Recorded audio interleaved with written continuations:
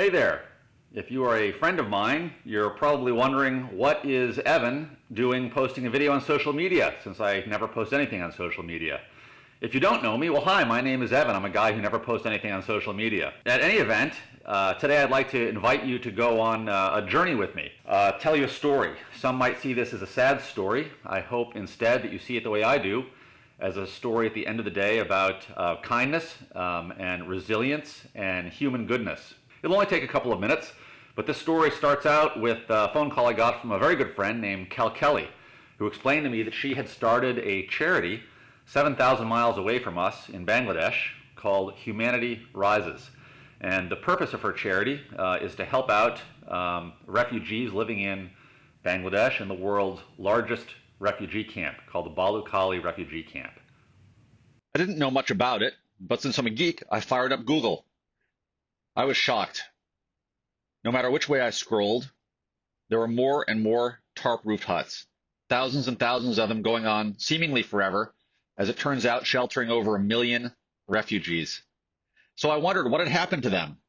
Well, they've been forced out of their homeland and their homes by an ethnic cleansing campaign by the military of Myanmar, where they've lived for generations, then fled for their lives with only what they could carry across the border into Bangladesh.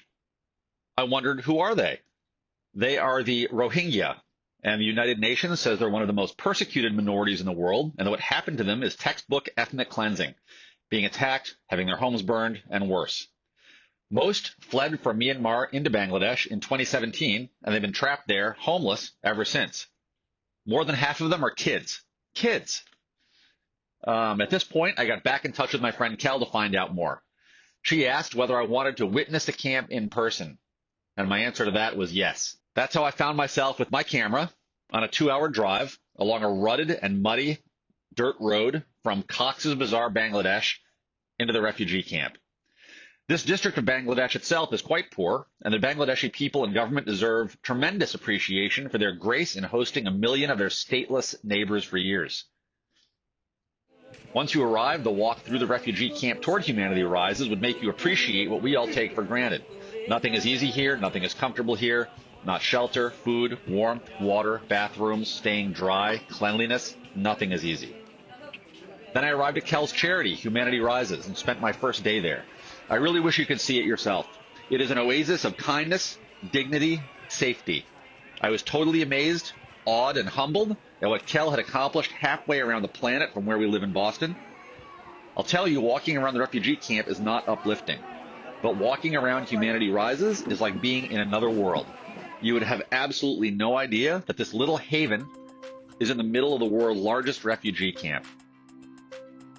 Kel and her amazing team provide a child life center with a school and psychiatrist serving 120 kids, a medical clinic serving anyone who needs it, a pharmacy, a deep well for clean water, sanitary bathrooms, an educational program for the kids' parents, too. Despite the tragedy that they and their parents have been through, these kids are being given a shot at being normal little kids, at happiness, at play, at goofing around, at being little dorks that kids are, at getting the education they need to live a good life once they finally get to go home. So I promised you a short video, and this is the end of the video, but only the beginning of the story. Please keep joining me in the coming days and weeks as I learn and share more about the Rohingya, about how they deserve the same things for their families as the rest of us that we take for granted, and about how you can be part of the solution. On that note, if you're asking what difference you personally can make, I'll tell you that even a $5 donation more than pays for a visit to Humanity Rising's medical clinic, whether it's to clean and stitch a cut, to get medications for an infection, or for any of the things, the little things, the bigger things that we take for granted when we stop by an urgent care clinic just down the street from our house. So, if you can, please give today at humanitarises.org. And even if you can't donate today, then please consider sharing this story to help raise awareness for the Rohingya, who deserve all the kindness we can muster for them. Thanks for listening, and I hope you'll join me again as I share more.